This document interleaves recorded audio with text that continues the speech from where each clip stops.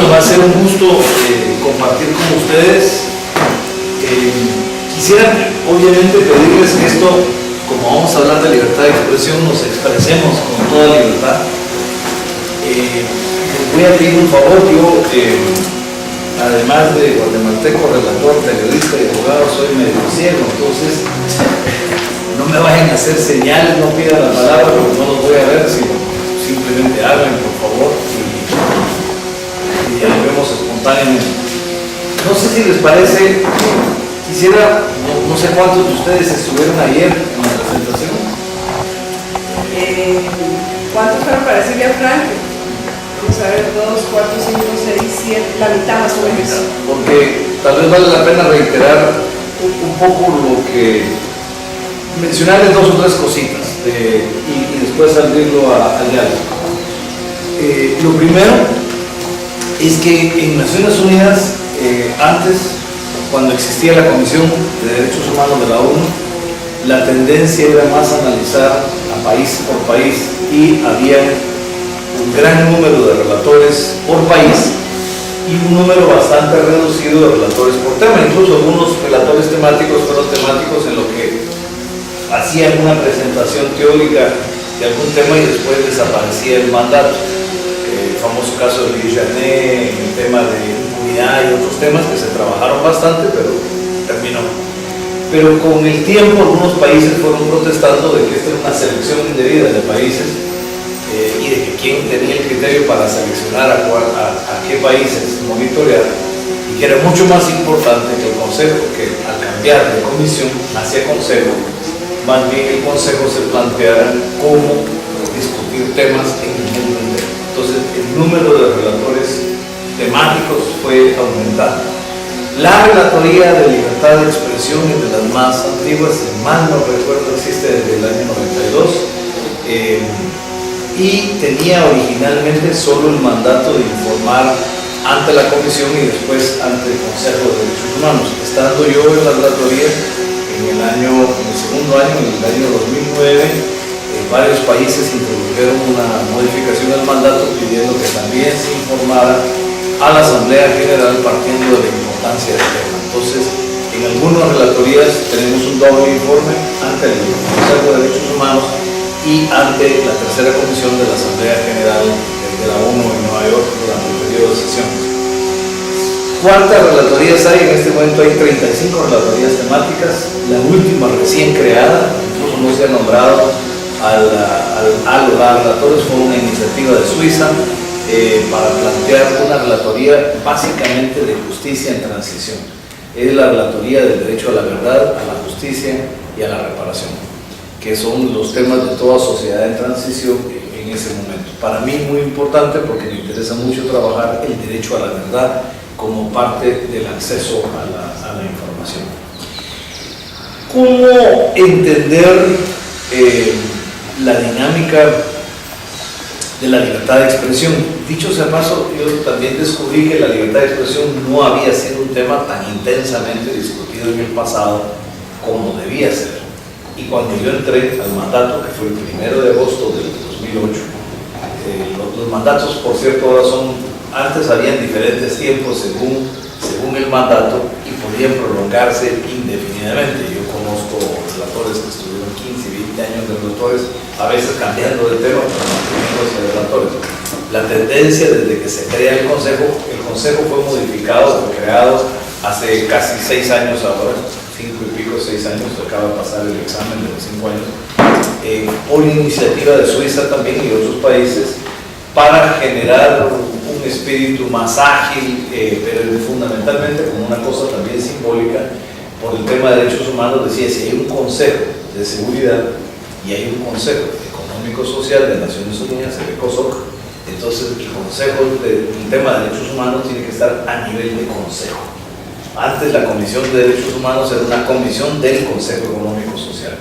Entonces ahora se planteó que no, existe el Consejo Económico-Social, pero existe también el Consejo de Derechos Humanos y a la par del Consejo de Seguridad. A mí me parece que era un cambio importante por peso que el tema debe tener, el tema de los derechos humanos. Se amplió el número de miembros, pero especialmente se modificó la representación geográfica continental de los países, las regiones geográficas, en función del número de países en cada región.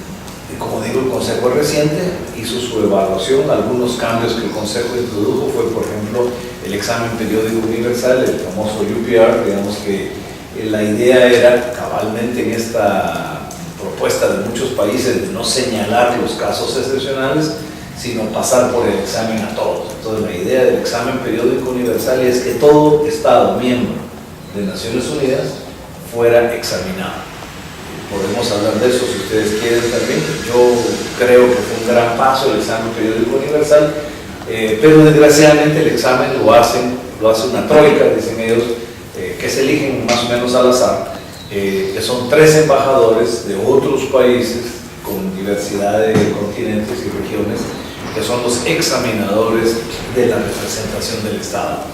Pero en Guatemala tenemos un viejo dicho que chucho no come chucho, le decimos chucho a los perros, el perro no come perro o no muerde perro. Entonces la idea ya es que un examen entre embajadores hacia autoridades de Estado, el ministro o embajadores, no es tan ágil, no es tan incisivo y no es tan contundente como quisiéramos. Yo creo que el examen periódico universal ha sido un muy buen ejercicio, pero no a la profundidad que todo el mundo esperaba y que la sociedad de cada país esperaba. Estos son el tipo de cambios que hay.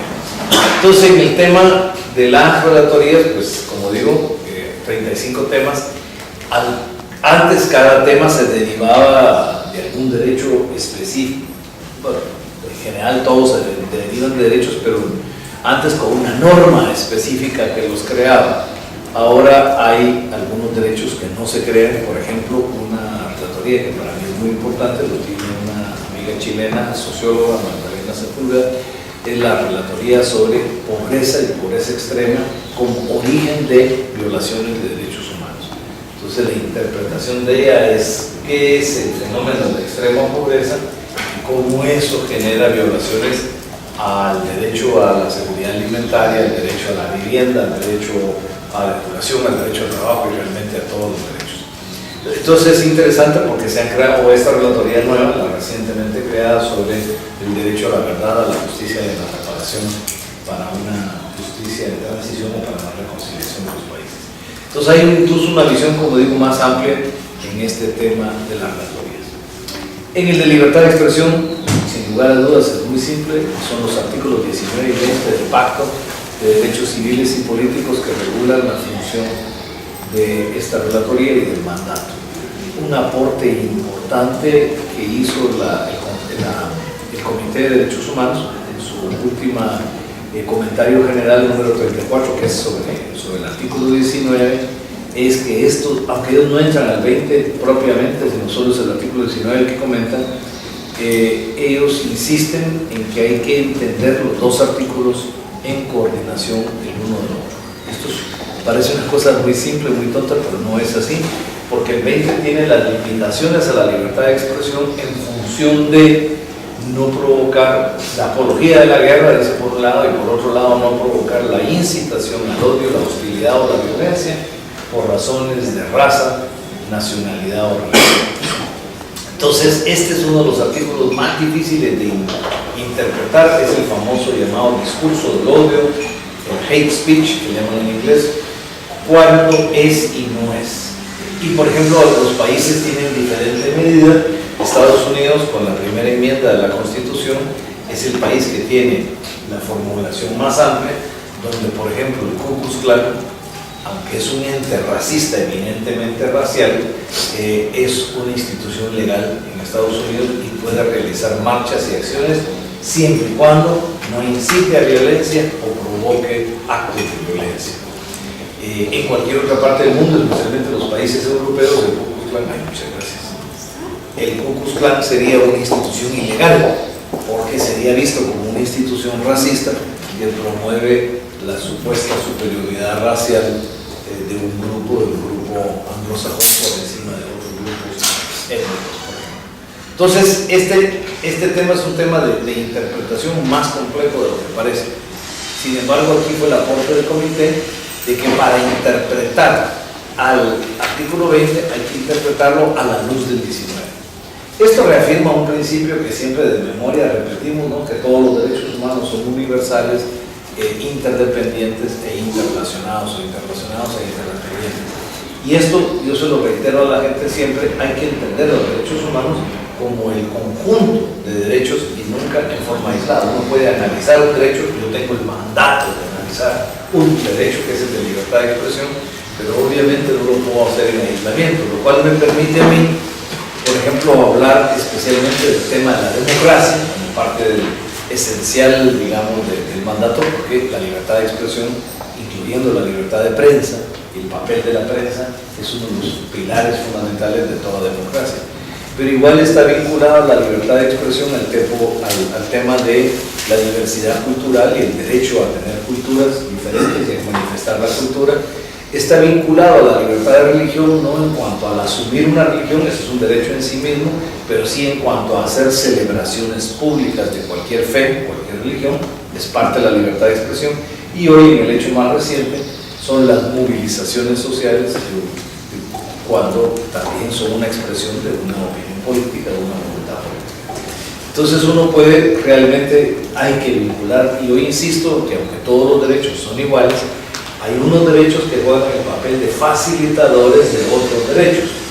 No es que valgan ni más ni menos, simplemente se ponen al centro de una dinámica porque ejercitan esa acción de incidencia política por otros derechos. Y ahí sí, la libertad de expresión, igual que la libertad de asociación y de movilización, son temas cruciales. Porque estos son los, si se quiere para llamarles así, son los derechos de lucha, digamos, en los que uno puede luchar por los demás derechos. ¿Cómo entender la libertad de expresión? Yo lo entiendo como, primero, para mí es un derecho individual, es un derecho colectivo, es un derecho de los pueblos. ¿Por qué las tres categorías? Es un derecho individual, porque primero el derecho de opinión, por cierto, es un derecho absolutamente personalísimo y es un derecho absoluto, eso no tiene limitaciones. El de expresión sí puede tener limitaciones en función de la protección de los derechos de otros. Y ahí es individual en la medida en que ejercitemos ese derecho a título personal, tanto el formular mis propias opiniones o el recibir información y formular mis opiniones, como el de expresarlas. Pero también es un derecho colectivo porque nos podemos expresar colectivamente, o sea, podemos formar una asociación para defensa del medio ambiente, por ejemplo, y expresar una opinión colectiva. Pero también en el sentido colectivo es un derecho social, porque la libertad de prensa, por ejemplo, es la libertad de las y los periodistas de investigar libremente y de opinar y analizar hechos, pero también es el derecho de una sociedad a estar informados y bien informados, sin limitaciones por parte de instituciones del Estado y a estar informados con el principio de diversidad y pluralismo.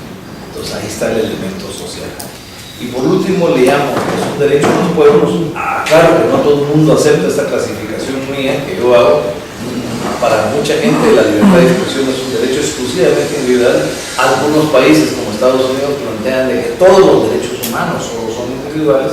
Yo ciertamente no acepto esa tesis, pero para mí es importante el tercer elemento, que es un derecho de pueblos, por el tema cultural. Es decir, todo pueblo tiene el derecho a tener una cultura, una historia, valores propios, un idioma, tradiciones, y tiene el derecho a manifestar esos valores y tradiciones y su idioma de diferentes maneras, sin obstáculos, y a reproducirlo, tanto en la enseñanza a las próximas generaciones como el mundo entero. Entonces, en ese sentido también, la libertad de expresión aplicada a las expresiones culturales es un derecho de los pueblos. Esa es un poco la visión que tengo. Adicionalmente a eso, ya el ejercicio de la libertad de expresión es un derecho que se ejerce en dos sentidos. Implica el acceso a la información e implica el acceso a medios y a la libertad de expresar opiniones e información sin censura. Entonces es acceso y es expresión. Y también esa doble dimensión es importante mantenerla. Esta es un poco la visión que he tratado de introducir, lo puse en un informe hace varios años a la relatoría para el ejercicio de este derecho. Insisto, cada relator da sus aportes, no todo el mundo coincide conmigo, pero hasta ahorita nadie se ha tomado la molestia tampoco de votar los argumentos o de tener una discusión. Tal vez por último, ¿cuál fue el tema más grave que yo encontré cuando entré al mandato? Fue el tema de las religiones. Nunca me esperé encontrarme. Yo siempre pensé que el tema de libertad de expresión iba a ser, por supuesto, un tema político, eminentemente político, de censura a las opiniones críticas, a la disidencia o a la oposición. Pero nunca me imaginé que eso se iba a expresar en posiciones religiosas. Y cabal, el Consejo Islámico de Países me estaba pidiendo incorporar al mandato un informe que yo debía pronunciarme sobre el tema de difamación de religiones, que se refería, según ellos, a la crítica indebida de las religiones, especialmente del Islam, por supuesto. Esto iba directamente vinculado a las caricaturas de Dinamarca. Yo les hice ver que yo sí creo en el respeto profundo a todas las religiones. Yo mismo me considero una persona muy religiosa, pero no creo que el Estado pueda imponer por ley ni el respeto a las religiones, ni evadir un debate legítimo sobre religiones. Casi todas las universidades tienen la cátedra de religiones comparadas, por ejemplo. Y el debate de una religión es parte del debate que se puede tener sobre filosofías, ideologías, escuelas de pensamiento de diferente naturaleza, y las religiones entran dentro de eso. Ese es exactamente mi posición, es que los elementos de limitación y de censura deben ser los mínimos, los que limiten, y no debe haber censura política en eso. Y lo otro, que no les gustó mucho, es que cuando se defiende una religión a ultranza, y eso puede valer para el mundo islámico como para el mundo cristiano de América Latina y nuestros propios pueblos, es que normalmente va para defender la religión mayoritaria, pero en detrimento de los derechos de las religiones minoritarias.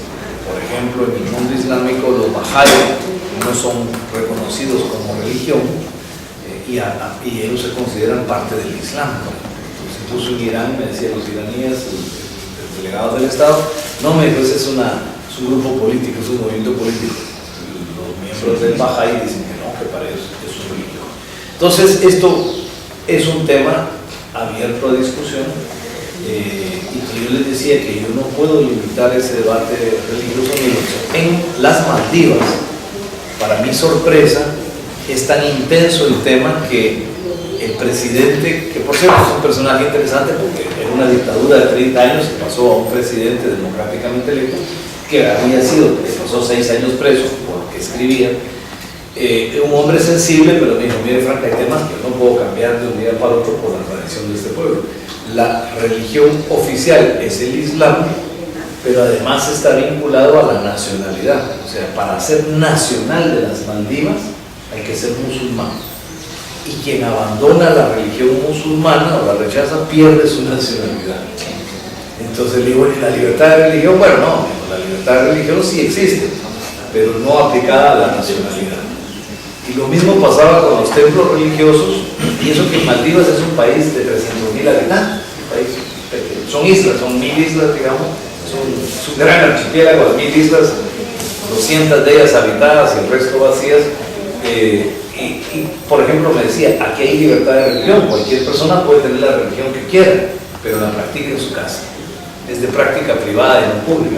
La única religión que se puede practicar públicamente es el Islam. Entonces digo, también ese sería un problema para mí de libertad de expresión, que quiere decir que uno puede ser cristiano, budista o de cualquier religión, y sin embargo, pues eso es aplicable solo al contexto de la casa. No pueden haber templos de ninguna religión más que mezquitas. Lo cuento como anécdota porque es interesante ver la interpretación en muchos países. No, Frank, tal vez... Solo termino y lo abrimos a discusión. Este es el tema central con el que me encontré al momento de empezar. Gracias a Dios, viniendo de América Latina y de Centroamérica propiamente dicho, yo tengo la ventaja de que los relatores no representamos al país ninguno, somos independientes, pero además vengo de un país tan pequeño que ni política exterior tiene, es Guatemala. Entonces aquí no hay, y yo creo que por eso fui nombrado relator también, porque la gente reconocía que tenía las cualidades profesionales para entender el tema, pero no hay intereses de por medio, digamos, no hay Mi país no es un país inversionista, ni de grandes corporaciones, ni de grandes intereses políticos o económicos en el mundo, entonces uno puede hablar con entera libertad. Entonces le dije, mire, yo quiero promover el respeto, pero no el respeto por sanción de ley. Tuve muchas discusiones con otros países por otros temas, lo mismo que la historia no se escribe por ley, no se prohíbe hablar de eventos históricos como hay en Europa y en otras partes. Dicho sea de paso, el tema de difamación de religiones, que es delito en algunos países islámicos, es igual que el revivir de la difamación en Europa, el delito de difamación. Yo digo, para mí la de difamación de blasfemia. El delito de la blasfemia, les digo, es una práctica social terrible, es el manejar un lenguaje no correcto sobre temas religiosos, pero no puede ser sancionado penalmente. El respeto no se impone por ley. Entonces, aún más, yo hacía una broma: si la blasfemia fuera delito, por lo menos la mitad de los españoles estarían presos, ¿no? Entonces, en España pues, es una práctica aceptada, digamos, ¿no? Entonces no es válido y casi siempre protege los intereses políticos de la mayoría de los que están en el poder. Por eso el ejemplo de las Malvinas o el ejemplo de todos los países. Después mantuve una actitud de diálogo con el Consejo Islámico y llegamos a tener un buen nivel de entendimiento. Ojo, les digo, yo sí creo que hay un elemento de discriminación contra el mundo islámico, porque hablar de un musulmán o hablar del Islam para el mundo occidental es hablar del terrorismo. Y ustedes sí tienen el derecho a estar ofendidos y a defenderse de la agresión en cuanto a discriminación, pero eso no se hace con censura, eso se hace con más comunicación, más libertad de expresión. Entendieron mi razonamiento y se han movido más a trabajar el tema desde la perspectiva de la Convención de la Eliminación de la Discriminación Racial y todas formas de discriminación. Yo creo que es una aproximación, un abordaje mucho más legítimo. Yo les decía que un problema parecido padecíamos en América Latina, donde todos nuestros hermanos y hermanas colombianos los miraban como narcotraficantes, y que yo miraba que en cada aeropuerto que uno pasaba, si era colombiano, lo sacaban de la fila y les hacían un chequeo más riguroso. No les cayó muy en gracia mi comparación, pero les digo, el efecto es el mismo. Si hay estereotipos mentales en ciertos países que generan actitudes de discriminación. Ahora hemos pasado más al tema del Internet, y aquí sí quería mencionar otras cosas. El tema, mis dos informes del año pasado, que lo pueden encontrar, la Alta Comisionada de Naciones Unidas para los Derechos Humanos tiene una página, un portal web, de la Alta Comisionada de la ONU para Derechos Humanos, donde tiene todos los informes de todas las relatorías. A veces es un poco difícil de utilizar por lo complejo, pero efectivamente ahí está. Entonces les recomiendo. El informe mío en el Consejo fue el 3 de junio del año pasado, y el informe ante la Asamblea General fue el 21 de octubre en Nueva York ante la tercera comisión. Lo pueden encontrar, algunas copias dejé aquí con la universidad en CDs, con algunos otros materiales que hemos publicado, alguna declaración conjunta que hacemos las 4 relatorías de libertad de expresión, la relatoría de Naciones Unidas, que tengo el mandato que tengo yo, y las 3 relatorías de organismos regionales, del sistema interamericano, del sistema africano y del europeo. Y los 4 nos ponemos de acuerdo para tomar una posición común en ciertos temas. Ha sido un ejercicio muy bueno, maravilloso. ¿Cuáles son los problemas que yo abordo ahí, que siento que el Internet ha provocado en el mundo? Y los digo rápidamente. Uno es una violencia contra periodistas y contra periodismo ciudadano, contra bloggers, ahora que mencionaron aquí que tenemos algunos presentes. ¿Por qué? Porque el Internet es un mensaje más poderoso que los mismos medios tradicionales, en el sentido de que un periódico uno sabe que hay 300.000 ejemplares diarios, entonces que lo más que van a leer esa opinión son 300.000 personas. Pero en Internet uno nunca sabe. Uno lanza un mensaje y puede ser que lo lean 3.000 personas, como puede ser que lo lean 3 millones de personas en el mundo, ¿no? Entonces el poder ese de difusión en tiempo real, casi instantáneo, pues le dio pánico a los líderes políticos, especialmente si es una crítica, si es una posición de censura. Entonces tenemos al pobre señor Ali Xiaobo, Premio Nobel de la Paz de hace 2 años, en la cárcel en China por haber tenido un blog que decía que quería ver un país como multipartidario en su sistema político. Entonces, el Internet agrega otro elemento, no solo la cantidad de gente y lo que abunda y circula, sino el hecho de que, a diferencia de los otros medios de comunicación masivos, desde la imprenta, digamos, la palabra impresa, el uso de teléfonos o el uso de la radio y las frecuencias radiales o de televisión, es que son medios de comunicación unidimensional. El teléfono es de dos direcciones, pero con una persona a la vez, digamos, ¿no? Pero tanto la publicación como la radio y la televisión, hay un comunicador que lanza un mensaje y los demás son recipientarios y reciben. En el Internet no, en el Internet millones de personas pueden recibir el mensaje, pero al mismo tiempo reaccionar y responder. Vengo del programa de doña Amelia Rueda, y ella ahí está con su computadora donde está viendo el Twitter y está viendo el Facebook, porque le están respondiendo en el mismo tiempo a su programa. Este carácter interactivo del Internet lo hace un elemento no solo de participación ciudadana muy activo, sino de ejercer la libertad de asociación y la libertad de movilización. Cuando fue lo de Egipto y lo de Túnez, se habló de la revolución del Internet. Yo no acepté el término y les digo, no es revolución del Internet, esa es una revolución de los pueblos, del pueblo tunecino y del pueblo egipcio, pero usando el Internet como un instrumento importante. Entonces, número uno, es el incremento de violencia contra periodistas. Bueno, todos los medios grandes tienen ahora una versión en línea, sea periódico, sea radio, sea televisión, salen en el medio tradicional, pero además salen en Internet. Entonces multiplican su efecto. El segundo factor va de la mano, ya no es de violencia, pero es de intimidación, en el sentido que es el uso excesivo del derecho penal, lo que yo llamo la criminalización de la expresión, desde el uso del derecho penal para generar intimidación. En inglés hay una expresión que también me termina de convencer, que se llama el chilling effect. Chilling effect quiere decir el efecto congelante, digamos, es el efecto del frío, el efecto paralizante de una acción. Entonces, un juicio penal contra una persona genera pánico en todo el sector y autocensura el sector de prensa. Aquí el caso que mencioné ayer, dolorosamente, es un caso de nuestra América, es el caso de Ecuador, donde el presidente Correa demanda, creo que es una demanda civil, incluso no es penal, pero demanda al periódico Universo por una página editorial y logra una sanción del tribunal de $40 millones. Por supuesto, con una sanción de $40 millones, el periódico del Universo cerró. Cualquier periódico quiebra si le sacan una multa de $40 millones. Entonces, eso, más que resolver, yo sí creo que puede haber una acción de difamación civil que puede tener una sanción económica, pero recuérdense que las limitaciones a la libertad de expresión, un elemento importantísimo es la proporcionalidad. La limitación o la sanción debe ser proporcional a la falta. Y aquí perdieron la proporción. Aquí lo que hizo el juez con esa sanción fue efectivamente clausurar el periódico.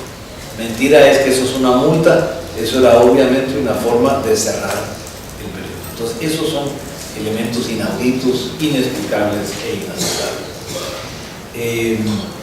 ¿Qué otras formas? Yo contaba con cierto dolor y humor que en mi propio país, Guatemala, los señores del Congreso se inventaron un nuevo delito, modificaron el Código Penal, que se llama pánico financiero. O sea, comete ese delito quien haya criticado a un banco o al sistema financiero al extremo de provocar pánico en la población. Y digo, ¿cómo no va a haber pánico? Si los bancos son débiles, porque están mal manejados y porque el Estado, especialmente la superintendencia de bancos, no cumple con su función reguladora. Si la super funciona, entonces nadie en el pueblo se va a asustar, a intimidar.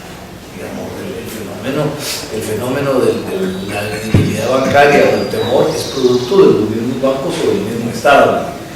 En el caso de Wall Street, si la prensa, lo dije con doña Amelia hoy en la mañana y le caía muy en gracia, si la prensa hubiera jugado un papel más inquisitivo, de mayor investigación, más crítico, para ver el tipo de créditos hipotecarios que se estaban dando, los créditos sucios, que le llaman los dirty credits, los créditos contaminados, o los paquetes de crédito, o las prácticas de dar un crédito a muy bajo interés, pero a un valor absolutamente absurdo sobre las viviendas, que es una forma de convencer a la gente, de persuadirla de comprar casa, pero a un precio desmedido. Entonces la prensa se hubiera dado cuenta de esta práctica y se hubiera logrado detener. Como no se criticó a tiempo, se puso en crisis el mercado hipotecario, y se puso en crisis los bancos, las aseguradoras y eventualmente Wall Street, y como los créditos se venden a nivel internacional, puso en crisis especialmente a los países europeos. Sí, hoy en el mundo hay gente que perdió su vivienda, perdió sus ahorros, perdió su jubilación, porque no fuimos lo suficientemente críticos. Entonces no vale el argumento de penalizar la crítica, cuando al contrario es un factor importante no solo de democracia, sino de estabilidad económica también. Un amigo economista, un buen analista, me decía que claro, en Estados Unidos tiene la Reserva Federal, el Federal Reserve Board, y el señor Greenspan, el que presidía la Reserva Federal, compareció ante el Senado, que lo citaron, y le dijeron: ¿y usted, que es su función, cómo no lo previno? Y él literalmente dijo: mire, perdón, pero yo siempre me creí la historia que nosotros mismos circulamos, de que el mercado se iba a regular a sí mismo y que era una función natural del mercado. Hoy, con dolor y con mucho sufrimiento, vengo a reconocer frente a ustedes y al mundo en general que eso es mentira. El mercado no se regula, el mercado lo regula la ambición. Entonces, el haber asumido que iba a haber una actitud de autorregulación fue el absurdo más grande. Es el Estado quien debe regular. Claro, se dio cuenta ya cuando la tragedia de, como digo, millones de consumidores de créditos había sucedido. Este es un poco el fenómeno del mal uso del derecho penal, que se penaliza la crítica cuando la crítica es necesaria. No pongo otros ejemplos, podemos ahondar en eso. En otros lugares es por el tema religioso. En Tailandia, por ejemplo, la ley de lesa majestad, cuando uno habla de lesa majestad es cuando alguien mata al rey, ¿no? Es un tipo de homicidio, de asesinato, pero no, ahí la ley de lesa majestad es quien ofende el honor del rey o de la familia real. Y les cuento solo como anécdota, pasa una cosa interesante: el rey está muy enfermo, el rey está hospitalizado, de hecho espera que en cualquier momento se muera. Entonces el verdadero fenómeno es la transición real, quién va a asumir el poder. Y hay un príncipe que es un tarambana que nadie quiere, y hay una princesa que todo el mundo adora y todo el mundo quiere, que es una persona muy reconocida, preocupada por los pobres de su país. Entonces la gente quisiera poder conectar esas cosas, pero eso ni siquiera eso se puede hablar, porque hablar de la transición real es cometer el delito de lesa majestad, es ofender el honor de la familia real. Y antes tenía pena de muerte. Hoy, el caso que yo contaba y le conté en la radio, de un pobre viejito que se atrevió a decir en su mensaje de teléfono que el rey debía desaparecer, que la monarquía debía desaparecer de Tailandia. Es un tema muy sensible, porque yo descubrí que Tailandia nunca fue colonizada, nunca fue colonia ni británica, ni colonia francesa, ni portuguesa. Entonces ellos tienen 800 años continuos de monarquía, entonces por supuesto un tremendo respeto a la monarquía de la familia real. Pero al pobre viejito, por decir que preferiría un país sin monarquía, mandó 4 mensajes, la pena máxima es de 5 años, le dieron 5 por cada mensaje. Pero la sentencia de primera instancia, ahora está en apelación, pero la sentencia de primera instancia fue de 20 años de cárcel a un hombre que creo que tiene 70 años, entonces se va a pasar de los 70 a los 90 en la cárcel por un mensaje de teléfono. Es que esto es donde la proporcionalidad es absurda, ¿no? Irónicamente, él no quiso apelar. Mucha dignidad, digo, esto es un problema de libertad de expresión, porque apelar, para él rechaza la sentencia. Él dice: yo no soy culpable de un delito, estoy ejerciendo un derecho. Entonces hay un fenómeno interesante, pero bueno, este es el uso del derecho penal, el delito de difamación por todos lados, para proteger a funcionarios públicos. Y lo dije ayer aquí, lo repetí hoy en la mañana en la radio. Para mí ese se ha vuelto uno de los cucos, ¿verdad? Porque digo a los funcionarios públicos, la función pública va de la mano con el escrutinio público. Yo fui funcionario en mi país, fui miembro del gabinete, fui comisionado presidencial de derechos humanos, sé lo que es ser criticado sin razón y lo que duele cuando uno está queriendo hacer las cosas bien y todo el mundo en la calle, bla. Pero eso va con el trabajo, es parte de la descripción del puesto. Si uno quiere, lo ponen a uno en vitrina y uno se aguanta, porque para eso es.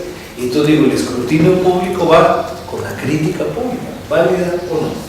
Claro, el funcionario tiene el derecho a corregir, a aclarar, a responder, a debatir, eso sí, pero nunca a censurar, ni a silenciar, ni a callar. Y eso me contaban aquí en Costa Rica, que en la época de don Manuel Rodríguez, de Santa Memoria, Miguel Ángel Rodríguez, perdón, él había presentado un proyecto de ley, que no pasó, pero un proyecto de ley que hablaba de quien criticara al presidente y criticara al gobierno cometía un delito. Esto es absurdo. No es posible. Al contrario, desde el presidente o en los países donde hay rey, desde el reino hasta abajo, son criticados, porque todo ser humano puede cometer errores y esos errores pueden corregirse si se les hace. Entonces, bueno, ahí dejamos la posición, no a la criminalización y la penalización. Rápidamente, los otros dos problemas: uno es el excesivo crecimiento de grandes conglomerados de medios. ¿Por qué ese es un problema? Porque los conglomerados de medios rompen el principio de diversidad y pluralismo. En Estados Unidos antes había una ley donde quien tenía un canal de televisión en un pueblo no podía tener un periódico escrito, porque por lo menos así garantizaban que entre el periódico escrito y el canal de televisión había dos posiciones distintas, no necesariamente opuestas, pero sí distintas. Esa es la función del pluralismo de ideas, que le permite a un pueblo estar informado. En América Latina permitimos, por ejemplo, que el Mercurio de Chile, el Clarín de Argentina, y así es, o en Guatemala los 3 canales abiertos de televisión son de un solo propietario, de Ángel González. Es decir, esos monopolios violentan la libertad de expresión, y en el mundo Rupert Murdoch en Inglaterra o Berlusconi en Italia. Estas son violaciones inaceptables a ese pluralismo.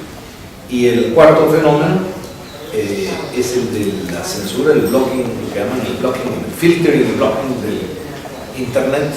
Yo descubrí, por ejemplo, que Corea, lo que hizo el gobierno de Surcorea es obligar a los servidores de internet a ser ellos los censores. Ellos tenían una comisión de comunicaciones, la KCC, Korean Communications Commission, creó otra distinta que es la KSCC, Korean Standards Communication Commission, los estándares. Es una comisión que establece los lineamientos para cuales los servidores privados de internet deben ellos censurar a los usuarios. Eso es todavía una doble violación. Primero, porque es instrucciones del Estado, y en segundo lugar, porque están volviendo cómplices a los servidores del sector. El Estado, si quiere tomar una decisión, no la puede delegar en el sector privado, la tiene que asumir el Estado.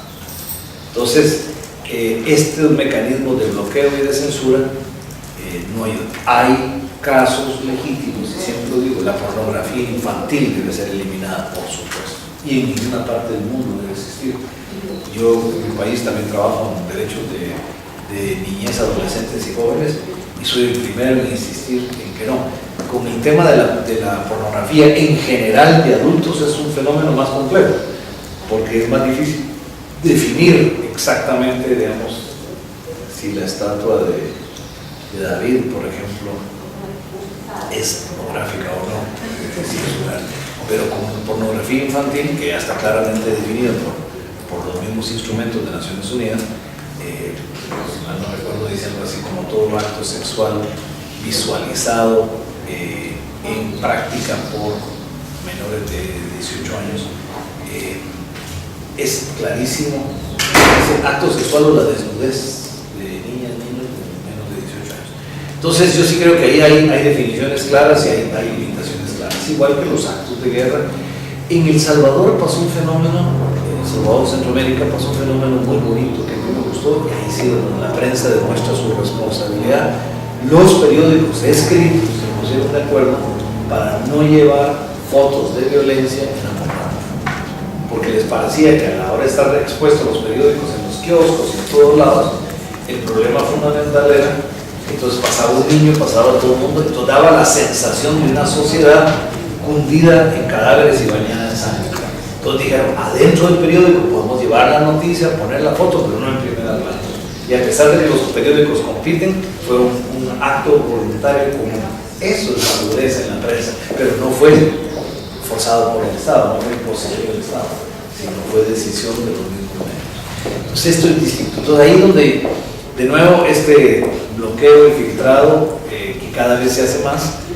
Yo saqué un pronunciamiento conjunto con Catalina Otero sobre Wikileaks, insistiendo en que Wikileaks no era un problema de seguridad nacional para Estados Unidos, muy embarazoso, sí, por el cúmulo de información, pero no un problema de seguridad nacional, y por consiguiente no podían censurar a Wikileaks ni a Julian Assange.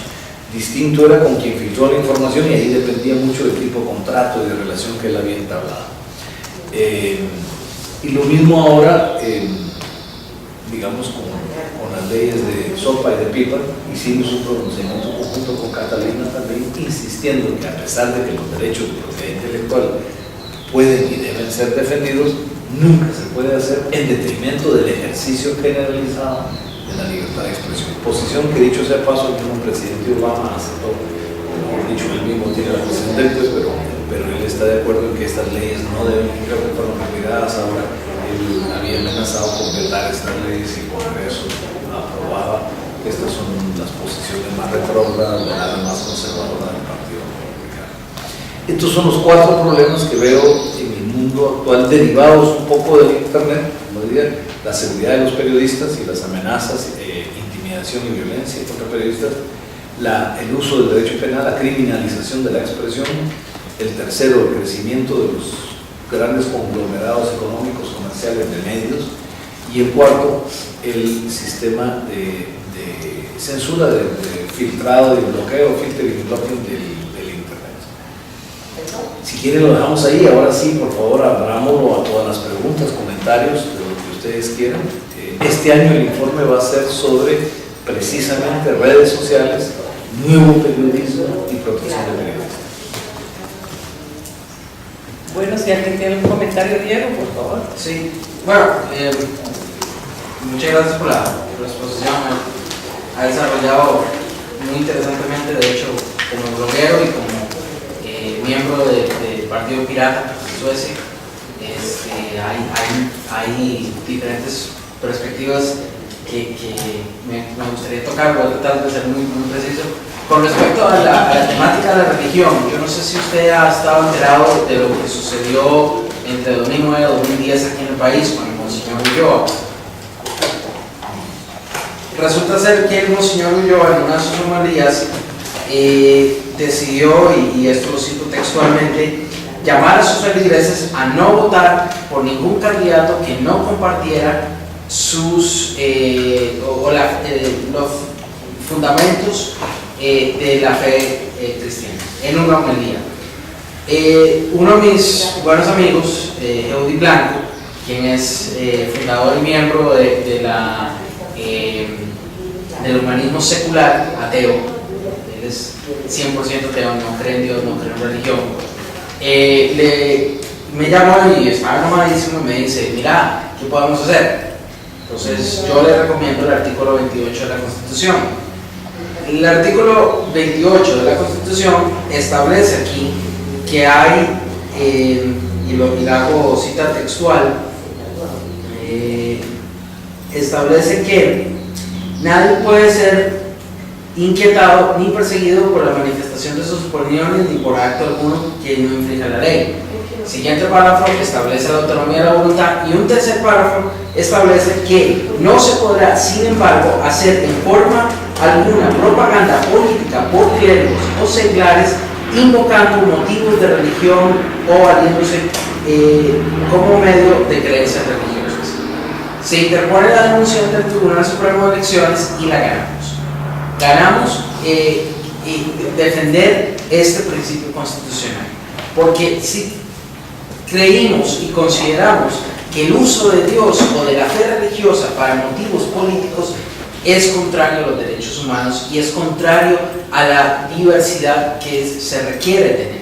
Que una cosa es creer en Dios, una cosa es ser ateo y otra cosa es imponer ante la voluntad del pueblo y ante la decisión del pueblo, ante una elección, la imposición de decir no voten por ninguna persona que no sea cristiana. Eso fue para nosotros un éxito, en el sentido de decir, bueno, podemos plantear una limitación de que la fe y el uso de la fe no se involucre o no volvamos a una edad media donde la religión determinaba quién eran los líderes. Eso fue uno de los puntos que quería tocar, porque evidentemente aquí en Costa Rica constitucionalmente se protege la libertad de expresión, pero la limita. Le dice, no infrinja la ley, que no es infringir la ley. Bueno, difamación, calumnia, todo ese tipo de cosas, lo cual llevaría a un siguiente punto, y es un punto que yo siempre he defendido y lo seguiré defendiendo. La libertad de expresión es limitada, no es libertad per se, es la responsabilidad de expresión. ¿Qué quiero decir con esto? Que el derecho de los pueblos, comparto completamente su argumento, que es, y tal vez ahí me entro yo en el punto medio, de decir, sí, es tanto un derecho individual como un derecho de pueblos, y tal vez ahí seré muy cordial en plantearme en el punto medio, comprender ambos puntos. Yo sí creo que ese derecho viene acompañado con una inmensa responsabilidad, que está fundamentada en el aspecto de que toda expresión debe venir bien fundamentada, debe venir bien informada, porque expresiones que faltan o que no están bien fundamentadas, bien informadas, bien pensadas por el que la expresa, puede llevar hacia otros consecuencias como los hate speech, como esos discursos de odio o discursos de desinformación o discursos de manipulación, y lo vemos muy bien en, por ejemplo, Waco, Texas.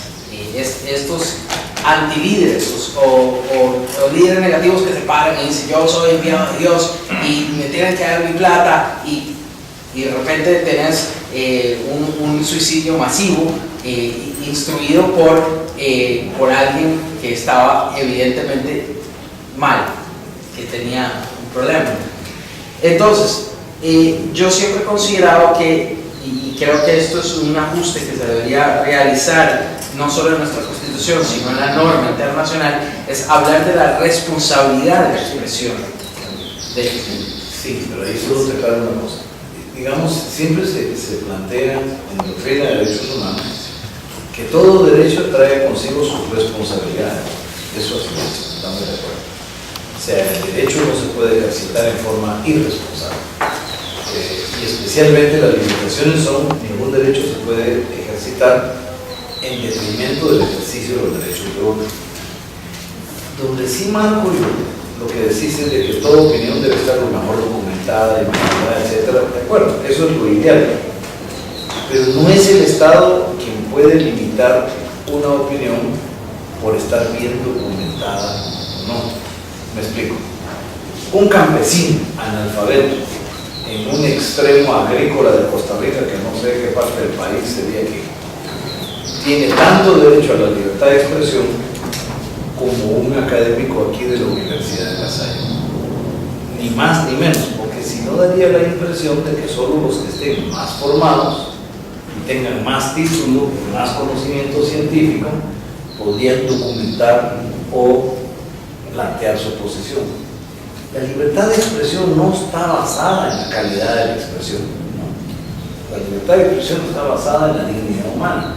Entonces todos somos de la misma dignidad, entonces todos tenemos igual derecho. Así estemos diciendo una burrada.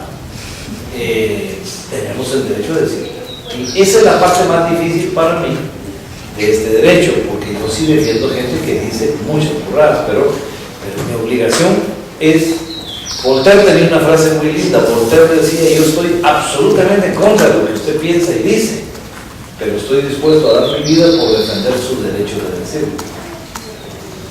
Y ese es el principio. Entonces las limitaciones existen, pero las limitaciones deben de ser entendidas como la excepción. La norma es la apertura. Y este nos lleva directamente al tema de las caricaturas. Por ejemplo, si uno ve una caricatura por esencia es una burla, es una mofa. Ese es el estilo de la caricatura, digamos, hacer chiste, decimos nosotros en Guatemala, hacer burla de un funcionario, de una idea o de un principio.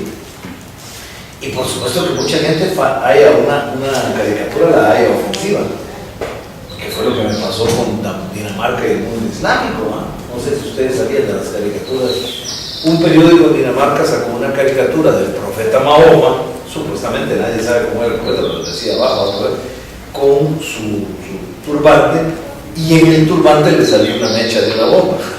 Entonces, claro, era la simbología de que Mahoma y el Islam representaban el terrorismo. A los daneses les cayó muy en gracia, a los musulmanes no.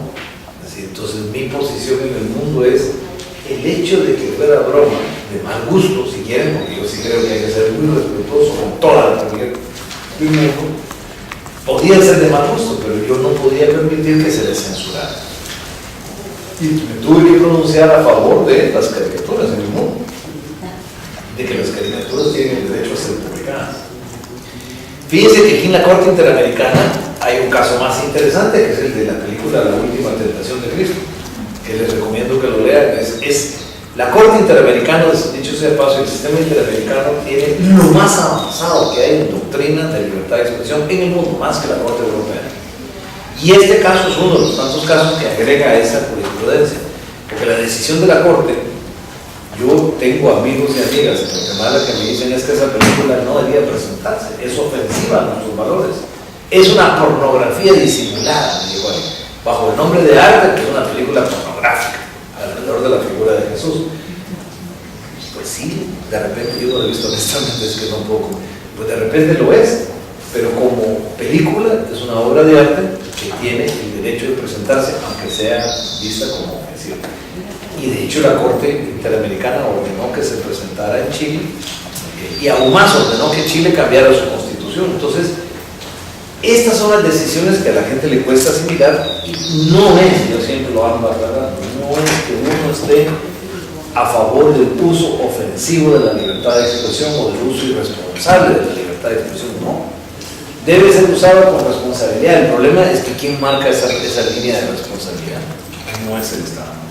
Entonces el Estado sí tiene por ley obligación de intervenir cuando ya son los extremos. Por ejemplo, la pornografía infantil. La pornografía infantil para mí es un acto de violencia contra la niñez que participa de la filmación, contra toda la niñez en general, porque incita violencia contra la niñez, e incita desprecio a su dignidad también. Entonces, realmente la pornografía es esencialmente violenta.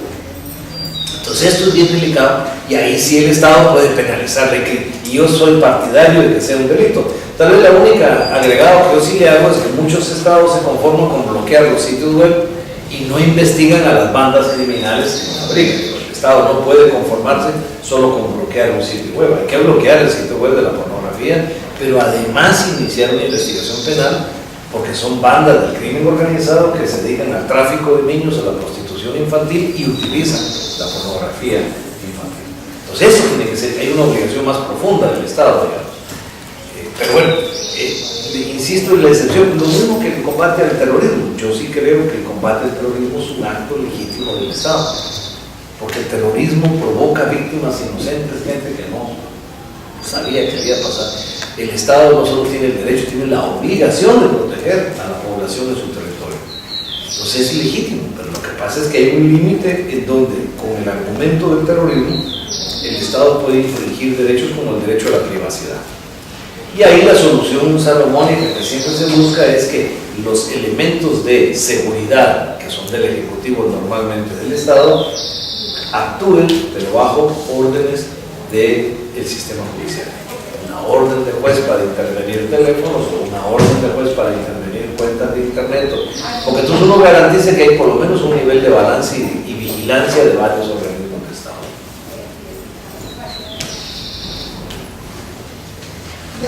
Sí. Tal vez que nos hablar un poquito de la censura previa, y le voy a comentar una anécdota del país. Desde el gobierno anterior, de Óscar Arias, y la llegada del TLC, en la asamblea se puso muy álgida la situación en la asamblea, en el Congreso, y se prohibió el ingreso a las barras del público de papel en blanco, de cartulinas y de marcadores o lapiceros o cualquier cosa de esas. Se llevó a la Sala Constitucional, pero ya en ese momento hubo un cambio de directorio y cambiaron la política. Pero en cualquier momento puede volver a suceder lo mismo, ¿Cuál es el mecanismo para hacer la denuncia internacional? Mira, yo diría en general, hay tres mecanismos. Uno, pues, los mecanismos domésticos, que fue lo que hicieron en este caso ir a la sala constitucional, digamos. Y para mí es el mejor elemento en el sentido de que es el más directo. No siempre funciona. Yo te cuento un caso, nosotros presentamos en Guatemala la ley de telecomunicaciones, por ejemplo, no reconoce las frecuencias comunitarias, no existen, solo comerciales. Entonces, es un fallo de la ley, porque no existe la forma en que un grupo de la comunidad, especialmente grupos indígenas, puedan tener acceso propio a una frecuencia, y el único mecanismo de acceder a las frecuencias es por la subasta. Entonces el acceso a la frecuencia está directamente vinculado al poder económico, con lo cual eliminan a las comunidades indígenas. Entonces nosotros dijimos, eso es una violación al principio de igualdad, es una violación a los derechos de los pueblos indígenas, es una violación al convenio 169, es una violación a la Declaración de Naciones Unidas sobre los Derechos de los Pueblos Indígenas y a la libertad de expresión. Pues la Corte de Constitucionalidad resolvió en nuestra contra, porque dijo, mire, la ley es positiva porque se aplica la subasta por igual a todas las y los guatemaltecos. Si tienen ellos diferente poder económico individualmente, ese es un tema circunstancial. Pero el organismo que aplica es la misma ley y el organismo la aplica con igualdad a toda la población. Esto violenta los principios básicos de garantías de compensación, digamos, de la desigualdad que algunos sectores han sufrido. Entonces, estamos totalmente en contra, pero bueno, el primer recurso es el constitucional nacional, creo que debe aplicarse. Después el sistema interamericano. Miren, uno puede acudir o al sistema interamericano o al Comité de Derechos Humanos por violación al artículo 19 del Pacto de Derechos Civiles y Políticos, pero me parece que el sistema interamericano es mucho más ágil, mucho más importante, puede decretar medidas cautelares, preventivas. El sistema interamericano sigue siendo para mí el mejor sistema de derechos humanos que hay de todos los sistemas internacionales. Y además, en la Convención Americana tiene claramente en el artículo 13 establecido de que nunca habrá censura previa. Puede haber responsabilidad ulterior, pero nunca censura previa. Entonces hay elementos clarísimos de principios que el sistema interamericano tiene. Para mí son los mecanismos, es decir, usar el interamericano o utilizar los mecanismos, la relatoría, por ejemplo. Nosotros, ¿qué otras cosas, además del informe? Nosotros tenemos comunicaciones con los estados que le llaman carta de alegato, digamos, se pueden alegar hechos, cualquiera puede mandar una denuncia a la relatoría, a Ginebra. Nosotros la comunicamos al estado pidiendo al estado que responda. Y esa, de alguna forma, es un mecanismo moral, pero es un mecanismo que presiona a los estados. Podemos hacer acciones urgentes de protección y podemos hacer comunicados de prensa, que yo los hago más que lo normal, y eso lo digo por temas de urgencia o de cierta gravedad. Más la mención que se haga de eso en el informe anual. Entonces, sí hay mecanismos de presión en Naciones Unidas, se puede usar la oratoria o se puede usar casos. Yo